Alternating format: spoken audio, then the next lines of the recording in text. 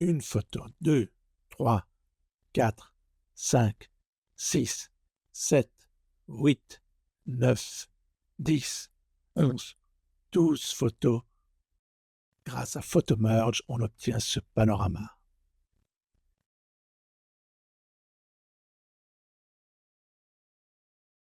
Ici, nous sommes dans Photoshop et j'ai préalablement ouvert 12 photos. Pourquoi ai-je ouvert ces 12 photos?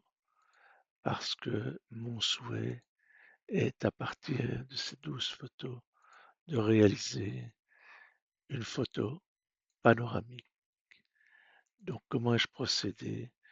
Sur place, j'ai photographié sans trépied, donc à main levée, 12 photos représentant ce paysage. Alors, comment faire pour obtenir ce panorama? Je vais dans Fichier, je descends jusqu'à Automatisation et là, la fonction PhotoMerge. PhotoMerge qui signifiait fusion de photos. Ici, comme j'ai déjà préalablement ouvert les 12 fichiers, je vais ajouter les fichiers ouverts. Voilà mes 12 fichiers. Je vais une disposition automatique tout simplement. Et ici, je vais demander que les zones transparentes avec fond soient basées sur le contenu. Donc, il va générer une zone à partir donc d'une IA générative pour deviner les zones manquantes, puisque je n'ai pas fait ça avec un trépied, et donc il y aura des zones manquantes qui vont être comblées par l'IA générative. Je lance le processus.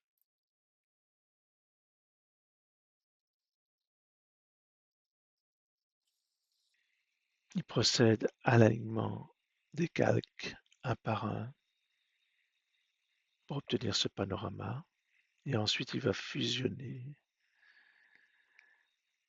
tous ces calques. Voilà, fusionner les calques sélectionnés selon le contenu. On voit donc les 12 calques sur la partie droite ici. On voit qu'il travaille et voilà le résultat. Donc vous voyez ici la zone de sélection entre les pointillés. Ça, c'est ce qu'il a pu réaliser à partir des 12 photos. Ce qui est en dehors de ces pointillés, donc de cette zone de sélection, et le cadre, c'est ce qu'il a pu générer grâce à l'intelligence artificielle.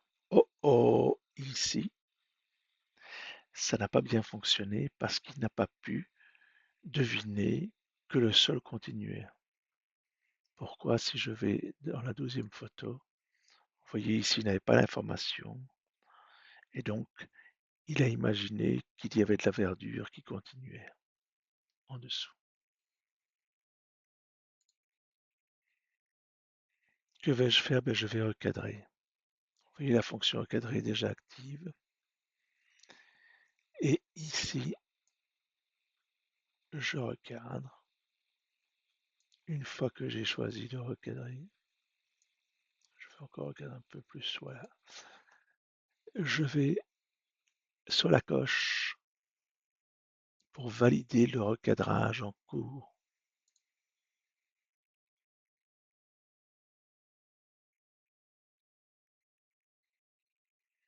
Et voilà qui est fait. Si je vais voir dans le détail, vous voyez, c'est magnifique. On aperçoit ce panorama à partir de ces 12 photos. On s'y croirait. Il vous reste donc à enregistrer votre travail et à le sauvegarder. Et voilà, vous savez à présent comment utiliser PhotoMerge dans Photoshop.